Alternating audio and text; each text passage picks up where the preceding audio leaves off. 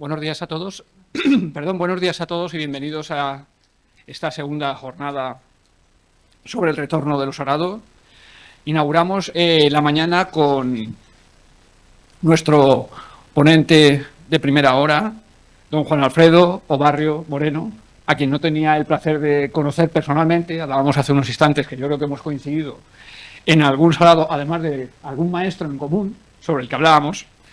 Es un placer para mí, por tanto, coincidir con él y hacer esta breve presentación que, por cuestiones de tiempo, obviamente, será breve cuando podríamos platicar sobre ella casi toda la mañana. Juan Alfredo Barrio Moreno es licenciado en Geografía, Historia y en Derecho, en este último caso con premio extraordinario. Con la tesis titulada Pervivencia del derecho romano en los reinos hispano-medievales, siglos V-XIII, defendida en la Universidad de Alacant el año 1995, obtuvo el grado de doctor. Ha sido profesor en las universidades CEU Cardenal Herrera, en el campus de Elche, en tiempos pretéritos en los que a punto estuvimos de coincidir, en la Universidad de Alacant y la Universidad de Valencia, donde actualmente es catedrático de Derecho Romano y cuyo Departamento de Derecho Romano y Derecho Eclesiástico del Estado dirige. Entre sus líneas de investigación destacan los estudios dedicados a la tradición romanística, la universidad o la apología de Sócrates, así como la relación entre derecho y literatura, que en estos últimos tiempos es la que más le ocupa y preocupa. A ello ha dedicado decenas de publicaciones en forma de artículos, monografías y manuales, sobresaliendo entre un larguísimo número de tales Jus Comune et Jus Proprium en la práctica procesal valenciana, Testamentorum Solemnia Juris Romani Media Ebi Memoria, Interdictum uti possedietis in Regno Valentiae, Practica Causarum Civilium en defensa de la cultura grecolatina, Antígona relectura de un mito, y así podría seguir durante varios minutos. Nuestro ponente es, además, director adjunto del European Journal of Legal History y miembro de los consejos de otras muchas revistas científicas, como Glossae, Revista General de Derecho Romano, Revista de Derecho Civil Valenciano, Revista Histórico-Jurídica Equitas o la Revista de Docencia y Creatividad. Es asimismo académico correspondiente de la Real Academia de Jurisprudencia y Legislación de España, del Instituto de Historia de la Intolerancia, Inquisición y Derechos Humanos y de la Fundación Universitas. Con todos ustedes, y sin más preámbulos, el profesor Obarrio, quien hoy nos hablará sobre la matriz religiosa de la libertad en Occidente. Muchas gracias. Muchas gracias. Sean, como no puede ser de otra manera, mis primeras palabras de agradecimiento a la sede que nos acoge, al profesor Higinio y a Cefas, y también a las palabras que me acaba de referir a mi persona. Yo por un momento pensaba que era una fake news progubernamental, pero no, parece ser que soy yo el del que hacía referencia y no le voy a enmendar la plana. Sin más preámbulo, voy a comenzar la ponencia que hemos elegido, ¿no?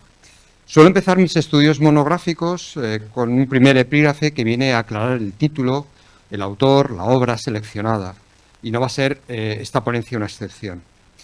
El título de la ponencia bien pudiera haber sido Conoceréis la verdad y la verdad os hará libres.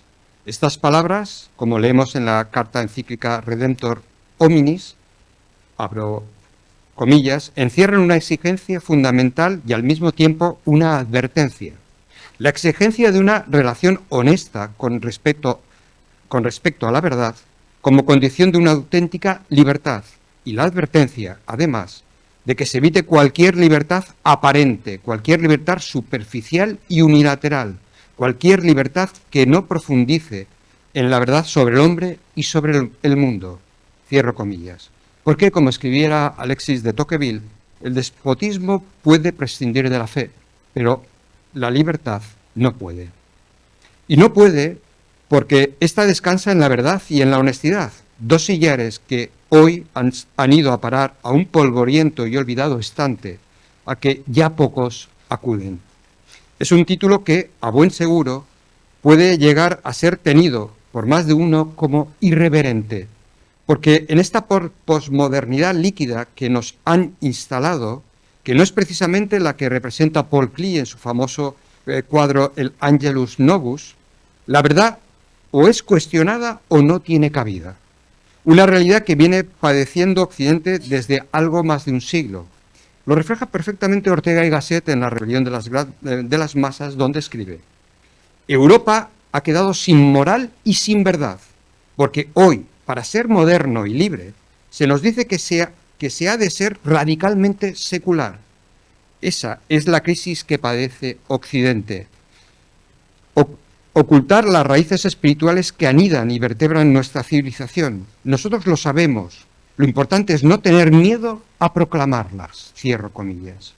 Por mi parte, y a modo de preludio, tomo las palabras de Jesucristo y, parafraseándolas, digo: yo para esto he venido a este congreso, para dar testimonio de la verdad.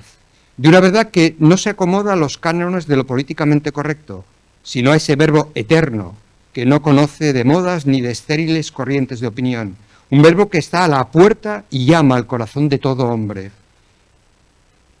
sin coartar su libertad, porque la libertad, como escribiera Benedetto Croce en su ensayo titulado ¿Por qué no podemos considerarnos no cristianos?, dice que la libertad es el espíritu que está presente en la historia, porque es lo racional en lo real. A esta verdad me atengo. Toda una irreverencia para una sociedad que nos impulsa coactivamente a creer que el hombre, como leemos en el Timeo de Platón, es un demiurgo que va a hacer renacer todas las cosas a la sola luz de su raciocinio. Una diosa razón que tiene la vana pretensión de instaurar, a diferencia de aquel que dijo mi reino no es de este mundo, una sociedad ideal y perfecta, el reino del hombre que ha desterrado, o eso cree, a Dios de la tierra. A quienes así piensan, les recuerdo las palabras que vertiera Hölderlin en su obra Hiperión, abro comillas: no sabe cuánto peca el que quiere hacer del Estado una escuela de costumbres. Siempre que el hombre ha querido hacer del Estado su cielo, lo ha convertido en su infierno. Cierro comillas. El infierno de la guillotina y de los campos de exterminio, el infierno de las guerras interminables y de los crueles fanatismos, esos que hoy, como ayer, siguen siendo invisibles a nuestros adormecidos ojos. Por esta razón escogí este tema, porque entiendo que esa verdad que nos otorga la única libertad no puede dejarnos indiferentes. De serlo, me temo que nos sucedería lo mismo que al rico Epulón, que habremos perdido la vida por no haber comprendido que Dios, con su eterna alianza, nos ha otorgado racionalidad, verdad y libertad, armas con las que construir un orden moral cuya fuente es el Creador. Sin ellas solo podemos caer en esa cosmovisión antropocentrista de la vida, que pretende convertirnos en sucedáneos del mítico Prometeo encadenado, al que nos acercamos cuando, en nuestra infinita soberbia, desterramos a Dios para sostener que la libertad precede y constituye a la verdad. A este respecto, recuérdese la pregunta que se hacía Nietzsche: ¿cómo puede existir Dios si yo existo? Quien así piensa y vive, le sucede lo mismo que a Ulises, que no logra encontrar la vía de regreso a su verdadero hogar. Sé muy bien que son palabras que van contra los nuevos tiempos, no me importa, porque, como escribiera San Pablo en Corintios 1, nosotros predicamos a Cristo, el crucificado, escándalo de judíos y necedad para los paganos, pero para los llamados, poder y sabiduría de Dios. Cierro comillas. Solo en Él el cristiano halla esa libertad que le lleva a la liberación, al perdón y a la reconciliación. Lo dice San Pablo de forma categórica en Gálatas 5:1. Cristo nos ha liberado para la libertad, pero también lo podemos leer en el Evangelio de San Juan. Si el Hijo os hace libres, seréis realmente libres. Una libertad que bien pudiera resumirse en la máxima de Santo Tomás: inteligo qui volo. Pienso porque quiero, porque lo deseo, porque lo necesito, sin temores ni restricciones, salvo los que me condenan al pecado, a ese mal que no deseamos, pero al que, por desgracia, concurrimos en numerosas ocasiones. Abundantes evidencias tenemos de políticas y directrices con las que se busca impedir el acceso de la verdad, a las que abocan a esa dictadura de la nada, como la denominaba Cornelio Fabro, enmascarada hoy en día bajo el imperativo sociocultural del pensamiento políticamente correcto, parámetro último del saber y el único magisterio autorizado. Como un reiterativo mantra se nos recuerda que todo se puede decir y que todo se puede enseñar, con tal de que no se ose a utilizar el término prohibido, que no es otro que el de verdad. Y si no hay verdad, no hay hechos, solo interpretaciones, que decía Nietzsche. A este respecto, el filósofo Richard Rorty refiere que desde la época de Platón nos hemos estado planteando la pregunta de cómo hemos de ser. Hoy, en cambio, nos dice, abro comillas, la única cosa de la que podemos estar seguros es de qué queremos. La única cosa realmente evidente para nosotros son nuestros propios deseos. Cierro comillas. Esta reflexión nos hace ver que cuando se pasa del ser al tener o del ser al desear, no es de extrañar que el carpe diem de Horacio se haya convertido en un lema indiscutido, gozar el momento. Personalmente prefiero acogerme al dictum de Chesterton, según el cual, mientras tenéis el misterio, tenéis salud. Cuando destruís el misterio, creéis solo en la locura. Me pregunto y os pregunto, ¿no es esto un tiempo propicio para la sinrazón? La duda queda, también la sinrazón. Partiendo de estas premisas, la realidad que pretendo exponer en este congreso es no solo la crisis de la libertad, sino también de la verdad, una simbiosis tan unida y necesaria que solo puede verse cercenada por políticas que han impulsado coactivamente el olvido y el oscurecimiento de la naturaleza profunda de la libertad y de la verdad. No hablo de meros giros retóricos, la retórica se la dejo a los políticos de salón. Hablo de un ámbito trascendental, lo es porque atañe directamente al problema esencial del hombre, a su ser. Por cierto, término este, el del hombre, que también quieren desterrar de nuestro vocabulario, lo que me lleva a recordar a un filósofo tan necesario para nuestro tiempo como lo fue en su día Julián Marías, un pensador que exhortaba con la lucidez de su palabra a abrir los ojos y no volverse de espaldas a la realidad. Esa realidad la encarna, para quien les habla, el Dios hecho hombre.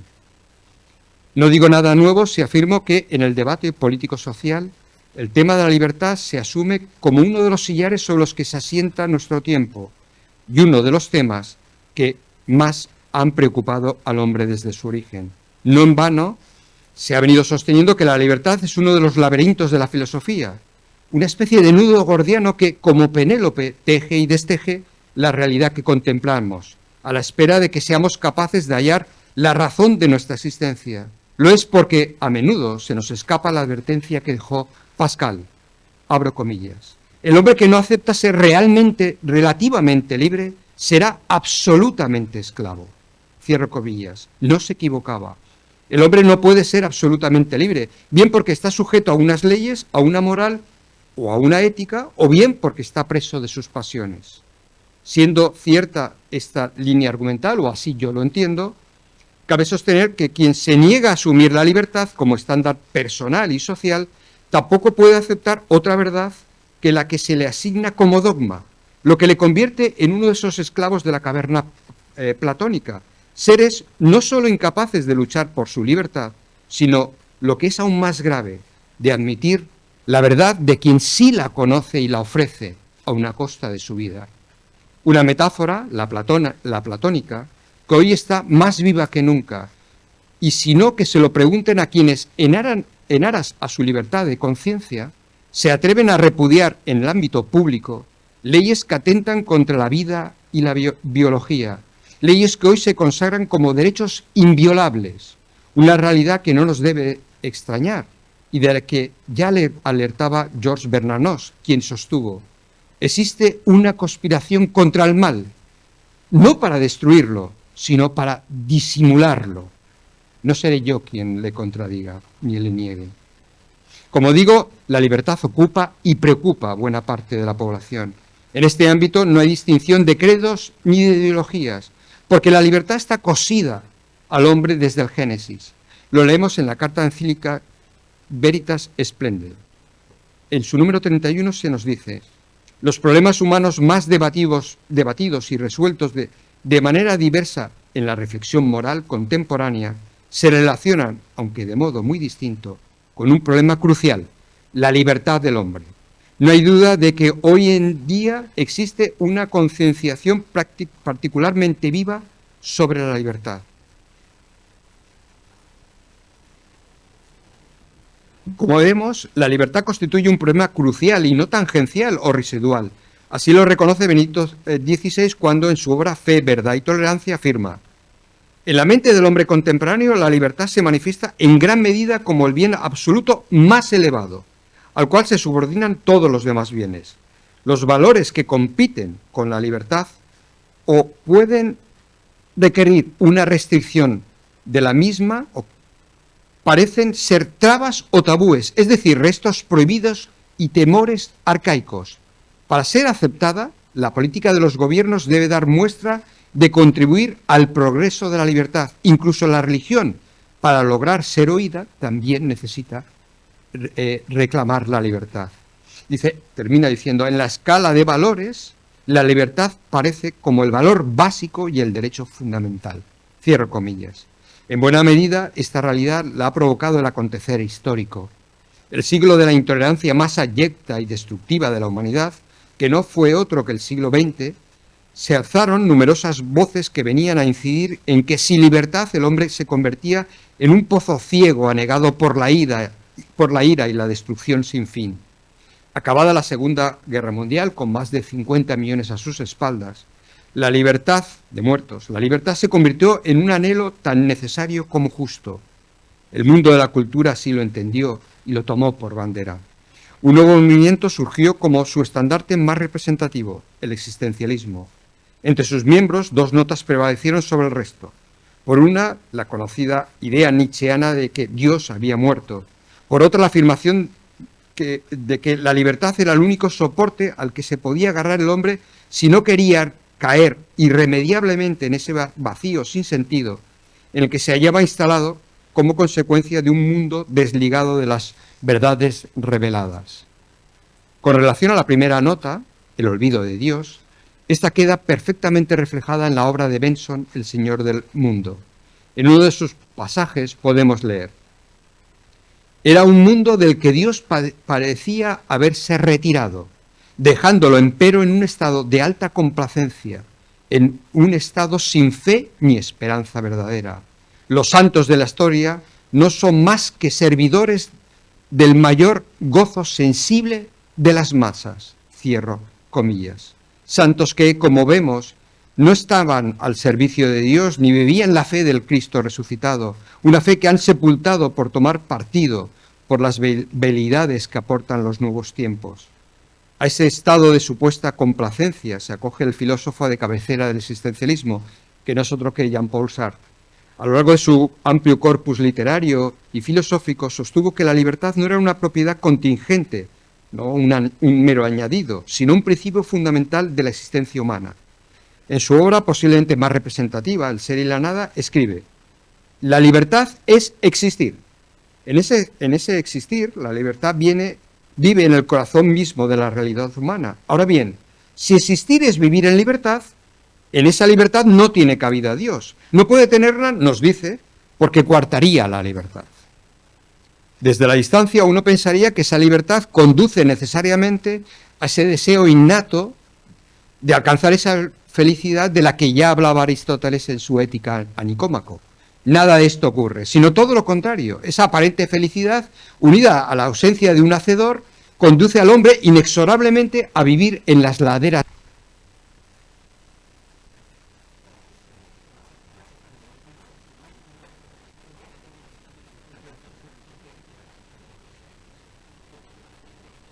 Se ha apagado, pero yo creo que ya va.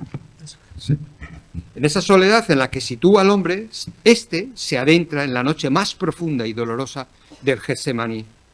Si nos detenemos un instante, comprobaremos la aporía, la aparente contradicción. El hombre que no solo repudia a Dios, sino que niega su existencia, porque sólo así será libre, pronto advertirá que su libertad le conduce, como en el caso de Adán y Eva, o de Caín, al abandono y a la frustración, hasta hacer de él una imagen sin huella, sin sombra y sin conciencia. Y así, de la noche a la mañana, ese rebelde sin causa se ha convertido, sin saberlo, en el nuevo y penitente Sísifo, atrapado por el peso de una gigantesca roca, su propio orgullo, que le impide tomar asiento en lo alto de la montaña, porque una vez que accede a su cumbre, la piedra vuelve a caer por su propio peso. lo que le convierte en un ser inútil y sin esperanza. Quien así piensa, Albert Camus, escribía al inicio del mito de Sísifo: no hay más que un problema filosófico verdaderamente serio, el suicidio. Juzgar si la vida vale o no vale la pena vivirla es responder a la pregunta filosofal fundamental de la vida. Las demás, si el mundo tiene 3 dimensiones, si el espíritu tiene 9 o 12 categorías, viene a continuación. Partiendo de esta premisa, los existencialistas, con Sartre y Camus a la cabeza, entienden que, aun viviendo en el absurdo, en la tragedia, la vida tiene sentido, un criterio que nos sitúa en el escenario de tragedia griega. En Edipo de Rey resuena una frase que no puede pasar desapercibida. Abro comillas: a pesar de tantas pruebas, mi edad avanzada y la grandeza de mi alma me hacen juzgar que todo está bien. Cierro comillas. El final de la frase nos golpea. Todo está bien. Lo está para una corriente de pensamiento que se pregunta: si Dios existiera, ¿qué sentido tendría la libertad humana? O ¿dónde colocaríamos la libertad humana si por encima del hombre se halla Dios? La respuesta no se deja esperar, en ningún lugar. Esta lógica les lleva a sostener, como leemos en el mito de Sísifo, que la libertad del hombre está ligada al problema de existencia de Dios, porque si existe un amo, un Dios, un ser superior, la libertad es imposible. Como vemos, se asumía la idea vertida por Nietzsche en Ecce Homo, según la cual el concepto de Dios fue inventado como antítesis de la vida, porque para él supone una tremenda hostilidad contra la vida misma. De la argumentación expuesta se desprenden 2 premisas. La premisa primera sostiene que la esencia de Dios es la libertad. Para tenerla hay que negar la existencia de Dios. La segunda afirma que el hombre está condenado a ser libre. Es una afirmación que, si nos detenemos a pensar, tiene su origen en las palabras que Jesús dijo a los judíos que habían creído en él: la verdad os hará libres. Pero como la verdad es Dios, si le suprimimos de la ecuación, solo queda la libertad, por lo que el hombre está condenado a ser libre, pero una libertad sin verdad. Y ahí es donde radica la tragedia del hombre. Así lo reconoce Sartre en Existencialismo es humanismo. En esta obra leemos que la libertad es una condena porque, al no tener un referente moral superior, el ser humano está condenado a vivir en soledad. De ahí que la libertad, para Sartre, no es un tesoro, sino una condena que define al hombre por sus actos. En ellos, el arrepentimiento, lógicamente, no tiene cabida, por lo que el hombre, que ha dejado ser un relativo absoluto, como lo definía Zubiri, vive en permanente angustia. Una angustia que surge porque, en un mundo sin Dios, el hombre es el único fundamento, por lo que, al carecer de naturaleza y de referentes que le trasciendan, se halla completamente solo frente a sus elecciones. Y estas, como leemos en el retrato de Dorian Gray, en no pocas ocasiones nos llevan al precipicio. Sartre lo describe muy bien en su obra Las manos sucias. En ellas, el personaje de Hugo le dice a Olga: la libertad da vértigo. Es lógico que así sea, porque una libertad sin verdad convierte al hombre en un ser malogrado, en un ser sin sentido, en un ser frágil que vive en un tedio tan profundo que, como escribe Baudelaire en Las flores del mar, haría complacido de la tierra un despojo y en un bostezo tragaríase el mundo.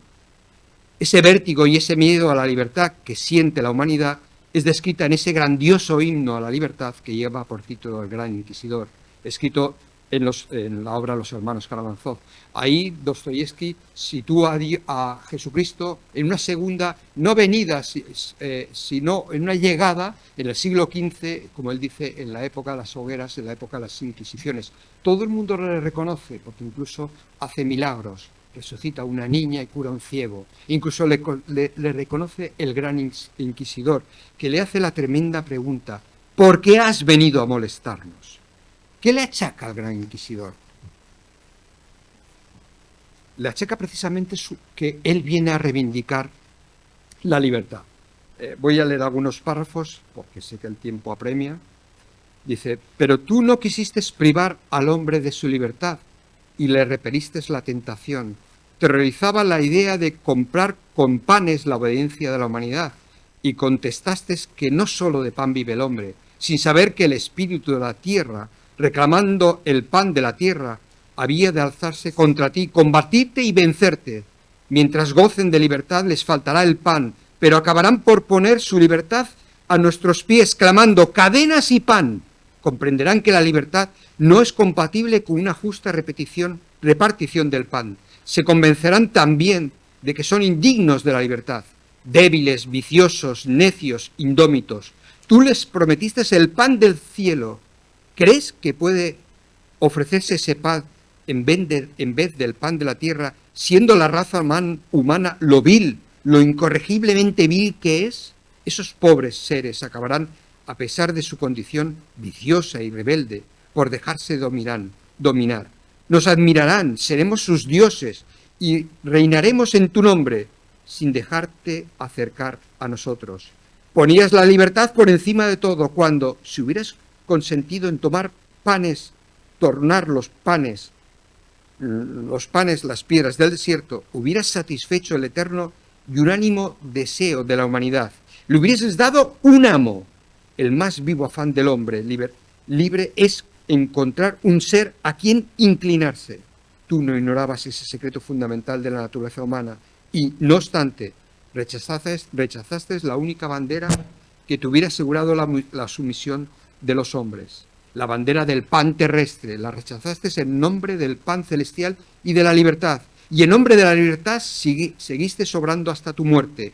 No hay, te repito, un afán más vivo en el hombre que encontrar en quien delegar la libertad de quien nace que nace dotada tan miserable criatura. En vez de coartar la libertad humana, le quitaste diques, olvidando sin duda que la libertad de elegir entre el bien y el mal, el hombre prefiere la paz, aunque sea la de la muerte. Nada tan caro para el hombre como el libre albedrío, y nada tan bien que le haga sufrir tanto. Nosotros le damos a todos la felicidad, les convenceremos de que no serán verdaderamente libres, sino cuando hayan confiado su libertad, y gritarán a nuestros pies: sí, tenéis razón, solo vosotros poseéis su secreto y volvemos a vosotros, salvadnos de nosotros mismos. Solo he escogido unos párrafos leídos con premura por el tiempo. El texto viene a recordar desde el principio que la libertad está presente en la historia sagrada de la fe. A este respecto, Lucas presenta en su Evangelio el anuncio hecho a María como un acto de libertad, ya sea hecho por Dios, que manda un ángel a pedir el consentimiento de la joven, o de parte de María, quien otorga su fiat. Y esa misma libertad la describe Lucas en el relato dramático de la conversión de San Pablo. Ambas llamadas, la de María y de San Pablo, suponen un alto riesgo, pero que asumen con plena libertad, porque ellos no buscan el pan del mundo, sino el pan celestial que les ofrece el Hacedor. Notable diferencia con la visión que presenta el gran inquisidor de la cristiandad. A su vez, el texto nos lleva a recordar el principio sobre el que se asientan los regímenes totalitarios. Estos proclaman solo la libertad necesaria, toda la obligación posible. Por lo contrario, la Iglesia Católica esgrime toda la libertad posible, solo la obligación necesaria.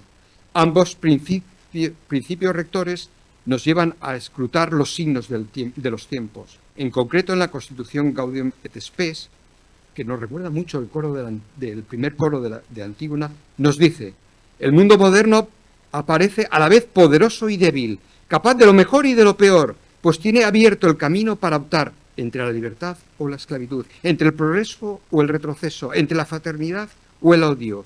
El hombre sabe muy bien que está en su mano el dirigir correctamente las fuerzas que él ha desencadenado y puede aplastarle o suprimirle. Por ello se interroga a sí mismo. Cierro comillas.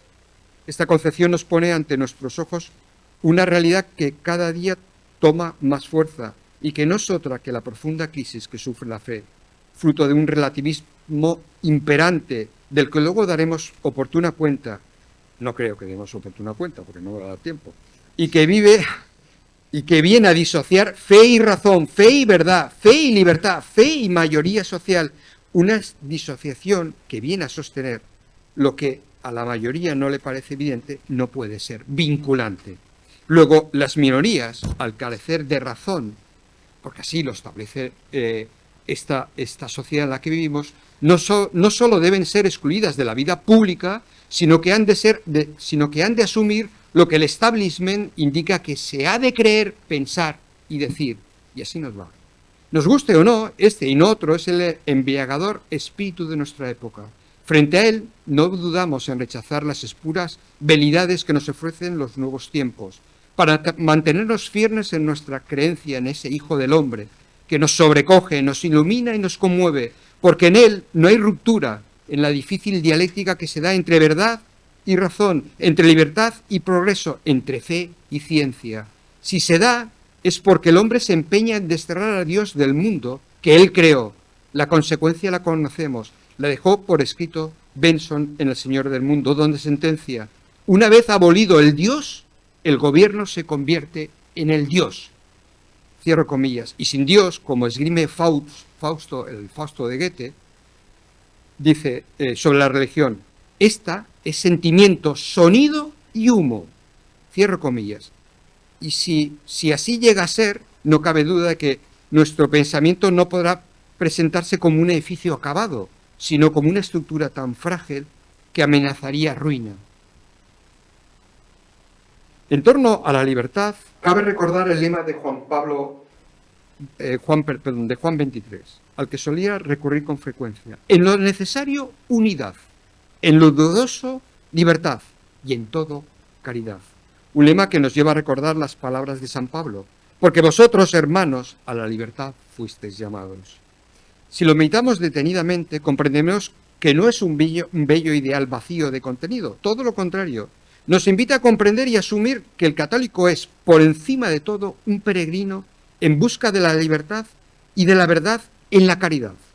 Esta realidad no se puede fragmentar, porque ella nos lleva de la mano de la fe y de la razón a Dios, quien, al dotar al hombre de libertad, le permite exclamar non serviam, lo que significa rechazar que la auténtica libertad consiste en intentar realizar lo que Dios quiere y espera que hagamos, un repudio que hace que el hombre se acoja a esa gran mentira que afirma que al comer del árbol del bien y del mal se nos abrirán los ojos y seremos como dioses, porque tendremos autonomía para conocer del bien y del mal por nosotros mismos, tal y como lo expresa Max Steiner en su obra El único y su propiedad, donde afirma, abro comillas: soy como Dios, la negación de todo lo demás, soy para mí, soy el único, nada está por encima de mí, cierro comillas. Releer este libro me hace comprender que el concepto de verdad y de razón no pasa por una de sus épocas de mayor popularidad. No es un problema de este siglo, se arrastra desde hace tiempo, seguramente porque el hombre empezó a cultivar desiertos en su corazón. Lo leemos en ese famoso aforismo de Nietzsche, según el cual, abro comillas, el desierto crece. Hay de aquel que dentro de sí cobije desiertos. No olvides, hombre, que en el desierto eres la muerte. Cierro comillas. Esta dolorosa advertencia constituye el testimonio fidedigno de una forma de entender la vida, de una vida que conduce de forma inexorable a la muerte del hombre. Una muerte que será física, sin duda, pero que puede ser aún peor. Me estoy refiriendo a la muerte mortal. El propio Nietzsche lo recuerda en un fragmento de su obra Más allá del bien. Como una grave admonición nos dice, a ti y a mí, abro comillas: cuando miras largo tiempo un abismo, también éste mira dentro de ti. Y no se equivocaba, porque cuando miras al mal, este te mira, te atrapa y te devora. Porque nunca podremos ganar esa partida de ajedrez que vemos en la película del Séptimo sello de Bergman. Como vemos, esta infinita arrogancia no solo conduce a una libertad vacía de contenido, sino a nuestra propia destrucción, la que acontece cuando nos instalamos en la soberbia, en la mentira, en la indolencia, en el orgullo, en una palabra, en el pecado. Y el pecado, como lo ha demostrado la historia, es el mal, un mal al que, como escribe Tolstoy en Ana Karenina, abro comillas, reside más profundamente en los seres humanos de lo que suponen nuestros médicos sociales. Ninguna estructura social eliminará el mal. El alma humana seguirá siendo como siempre ha sido, y las leyes del alma humana son todavía tan poco conocidas, tan recónditas y misteriosas para la ciencia, que no hay ni puede haber ni médicos ni jueces finales. Cierro comillas. Yo digo que solo cabe acudir a la penitencia, al sagrario, al amor de Cristo. Como vemos, la libertad es un ámbito crucial para el ser humano, porque siempre debe discernir entre bien y el mal. Si elige el bien, se somete a la moral, pero su libertad crece porque la elección del bien es una aceptación que libera y no sojuzga. Por el contrario, si elige el mal, opta por la autodestrucción, por la rebeldía, pero su libertad mengua al convertirse en un esclavo de su culpa. En este segundo caso, solo el arrepentimiento y la expiación del castigo le devuelve a la libertad perdida. En Crimen y Castigo podemos leer: yo necesitaba saber si era capaz de franquear todos los obstáculos, si osaba inclinarme para asir el poder. El diablo me impulsó a hacer aquello, el asesinato, y luego me hizo comprender que no tenía derecho. El diablo se burló de mí, el diablo siempre se burla de nosotros. No es fácil de advertir que la figura del orgulloso Raskolnikov, al disociar la libertad de la verdad, solo puede abocarle a la destrucción de su ser como persona. Ahora bien, al hablar de la libertad, cabe preguntarse cómo la entendemos, o si se prefiere, de qué libertad hablamos. Esta es una realidad que hemos plasmado en la obra Matar a un ruiseñor de Harper Lee.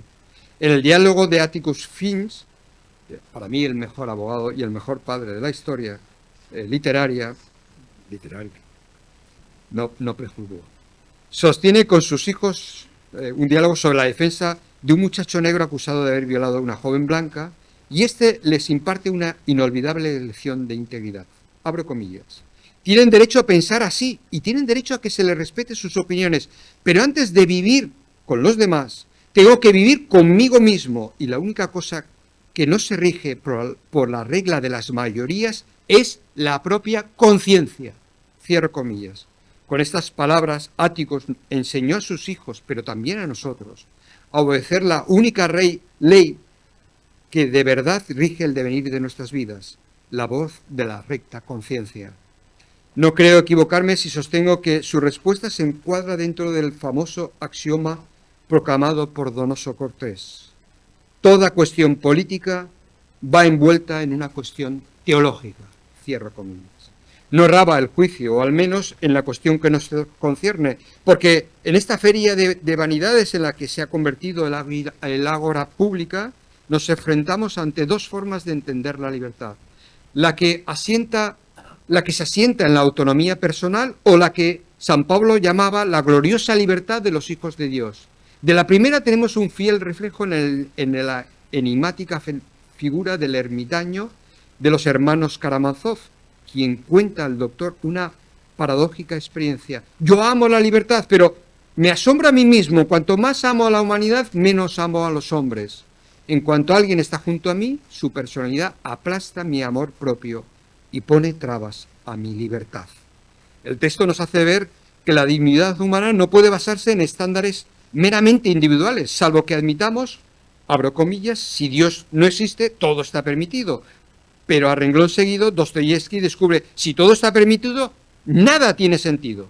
Iván Karamazov ha intuido profundamente que la libertad no puede separarse del bien. Ahora bien, por mucho que les pueda extrañar a los prohombres de la ingeniería social, la libertad, aun siendo un valor intrínseco en sí mismo, está ligada a la razón y no al capricho.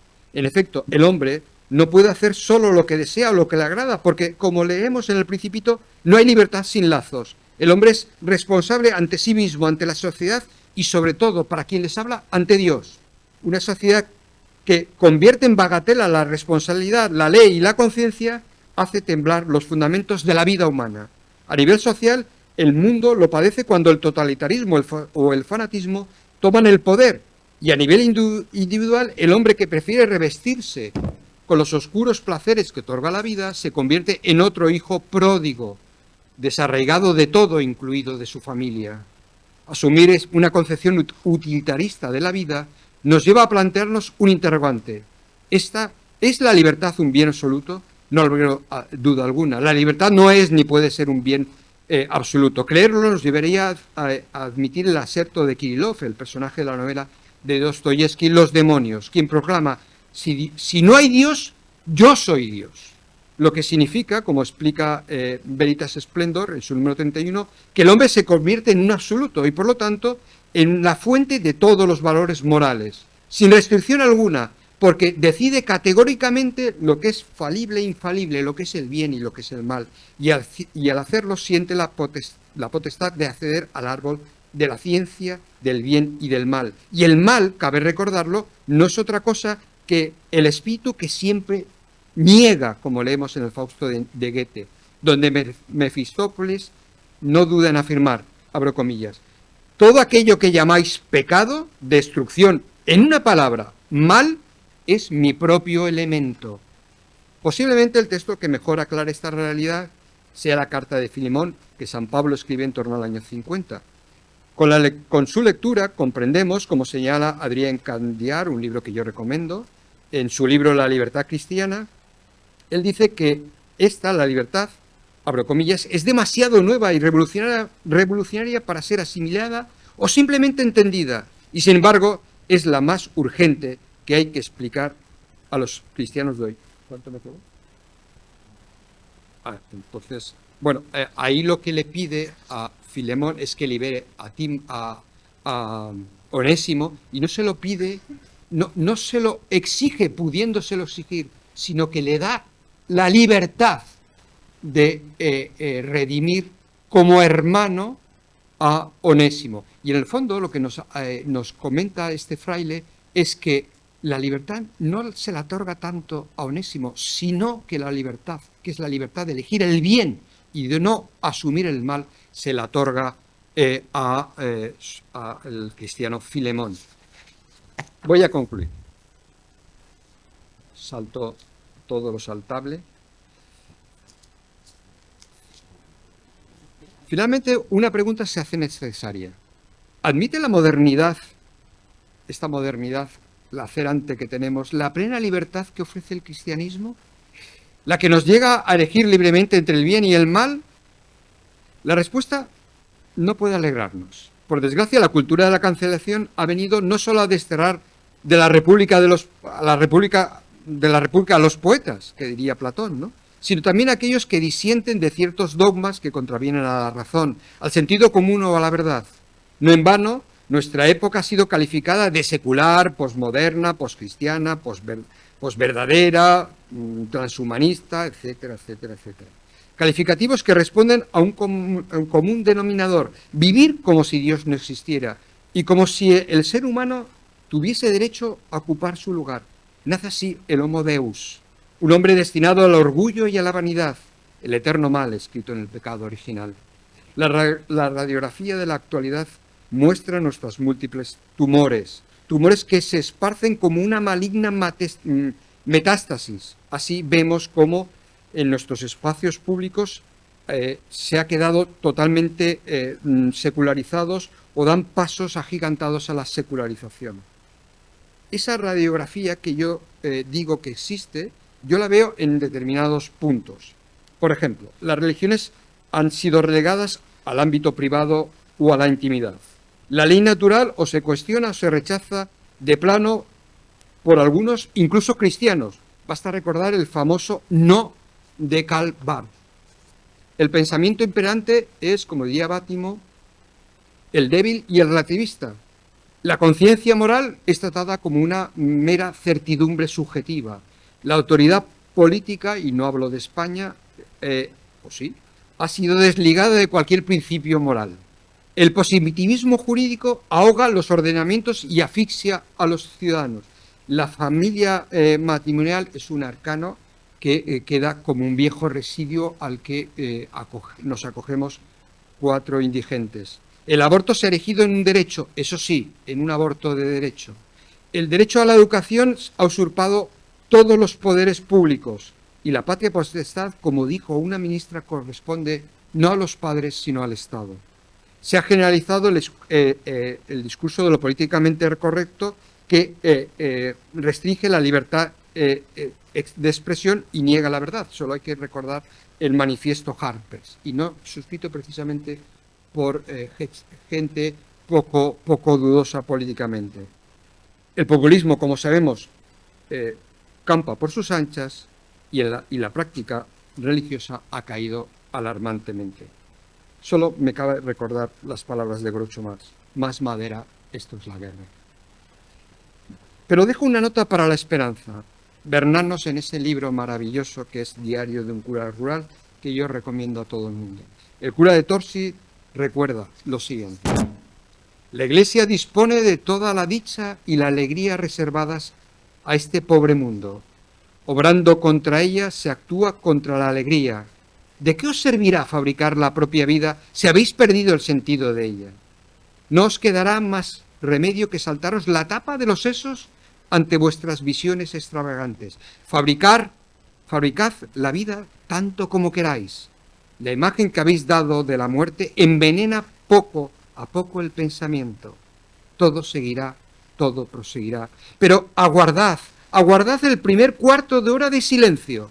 Entonces escucharéis la palabra, no la que habéis rechazado y que decía reposadamente: soy el camino, la verdad y la vida, sino la que asciende al abismo. Soy la puerta cerrada, la ruta sin salida y la perdición. Esa palabra eterna, digo yo, siempre nos ofrece la verdad y en la verdad la libertad. Quiero concluir brevemente esta intervención con una cita de la profesora Burkhardt, a la que tan añorada por mí, que transcribe en su libro La libertad vivida. En esta recoge unas palabras del Papa Pablo VI. El Papa, abro comillas, el Papa Pablo VI dijo al final de su vida: pienso que la despedida debe expresarse en un gran y sencillo acto de reconocimiento y aún de agradecimiento. Esta vida mortal es, a pesar de sus trabajos, de sus misterios oscuros, de sus sufrimientos, de su fatal caducidad, un hecho bellísimo, un prodigio siempre original y conmovedor, un acontecimiento digno de ser cantado en gozo y en alegría. La vida del hombre. Dios nos quiere que nos quedemos en nuestro mundo estrecho, no quiere, perdón, que nos quedemos en nuestro mundo estrecho, donde nosotros lo hemos controlado y calculamos todo. Nos lleva a levantarnos y a volar como águilas, cada vez más alto, hacia el sol que es Cristo. Cierro comillas. Es el reto, creo yo, de todo cristiano: intentar volar como águilas y no como aves de corral, porque así nos convertiremos en sembradores de paz y alegría, que es nuestro reto. El mío ha sido no atropellarme y no lo he conseguido. Muchísimas gracias.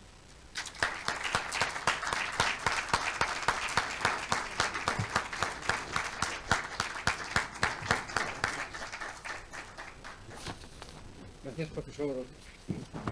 Y gracias también por acogerse al tiempo que nos marca la organización. Si no me equivoco, tenemos unos 5 minutos para abrir un pequeño turno de palabra, un pequeño debate.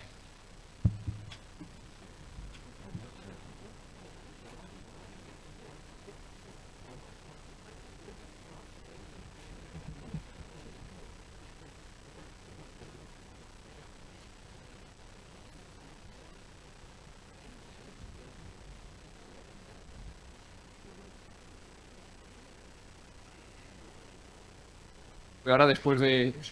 Muchas gracias, profesor. Muy buena la ponencia. Mi pregunta es, ¿cómo que podemos... voy a escribir aquí un instante. ¿Cómo podemos imponer la libertad contra la voluntad de quien quiere ser esclavo? Muchas gracias.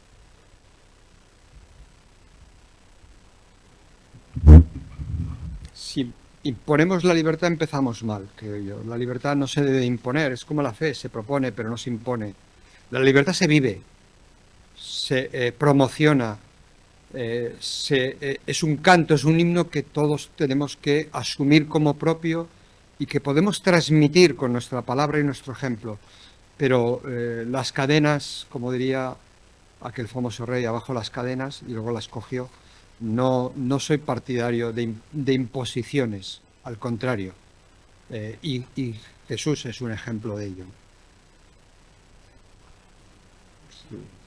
la cizaña Bueno, que... Juan Alfredo, me ha encantado tu discurso porque además es que manejas tantísimas fuentes y bueno, y estoy de acuerdo, no sustancial, pues de acuerdo.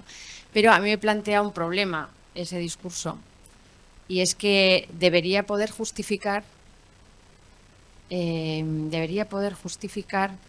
la primacía de un texto, que es la escritura. Porque si no, tú lo acabas de decir ahora, la fe no se impone.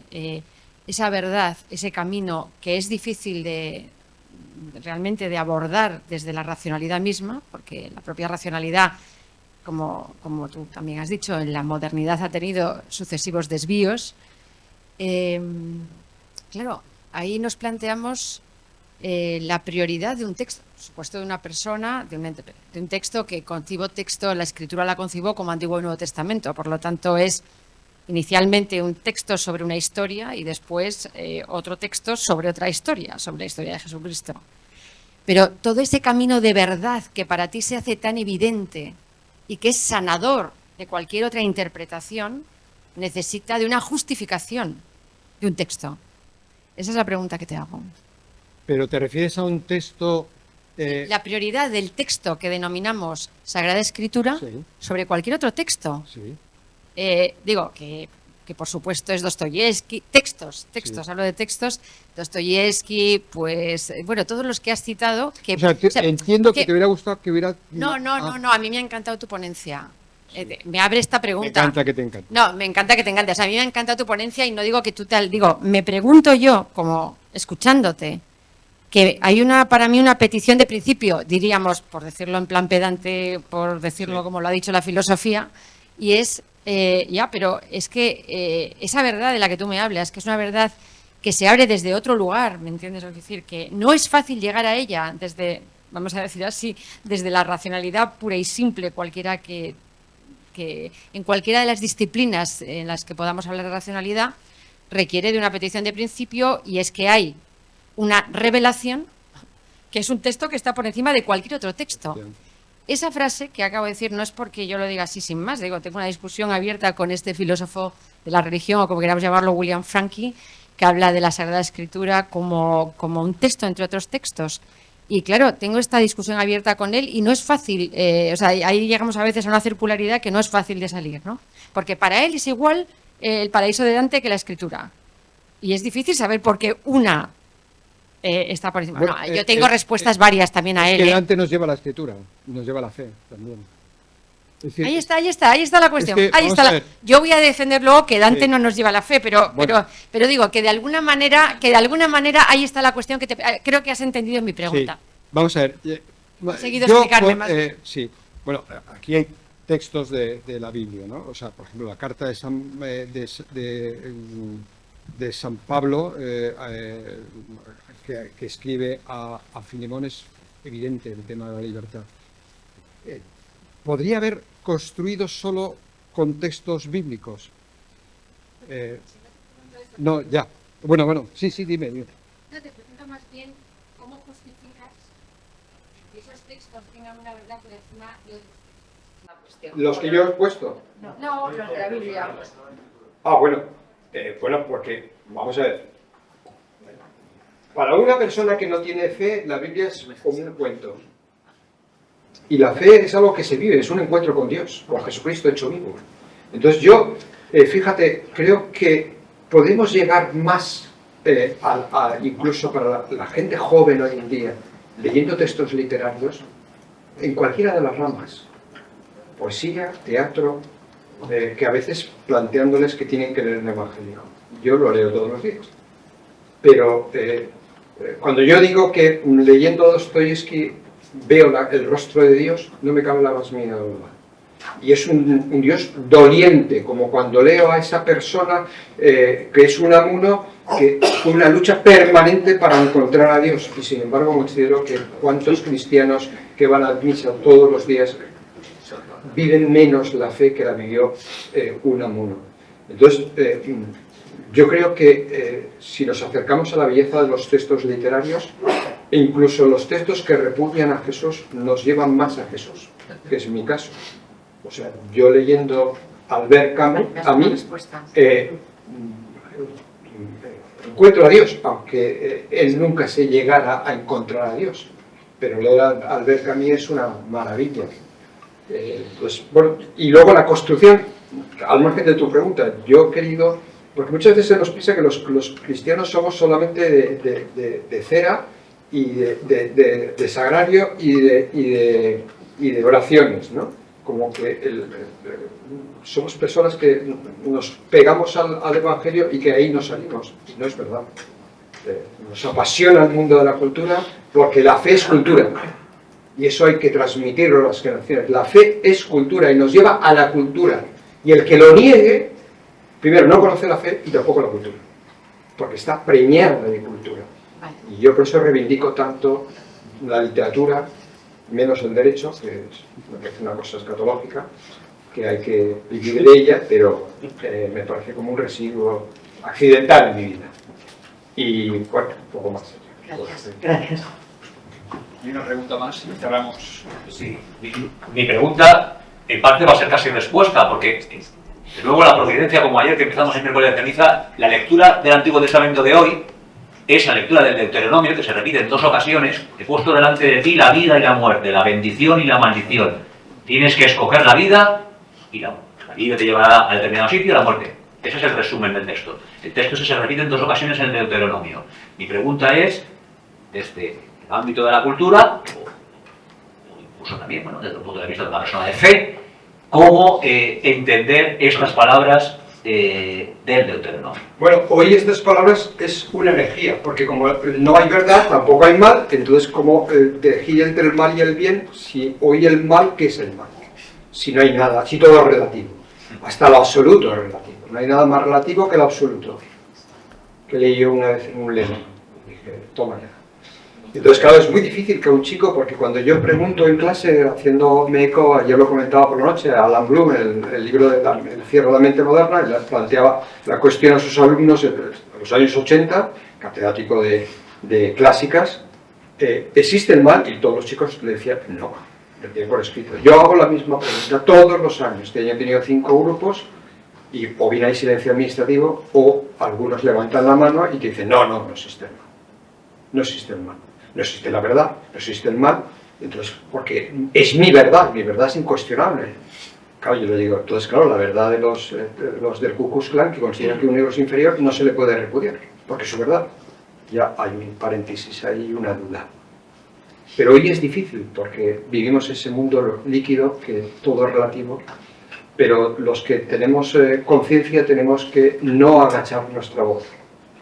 Callarnos es nuestro propio suicidio y nuestra propia vergüenza. Yo a esa bandera no me cojo. Y me cuesta también lo que me cuesta. El repudio. Da igual. Ahí estamos. Pues nada, muchísimas gracias.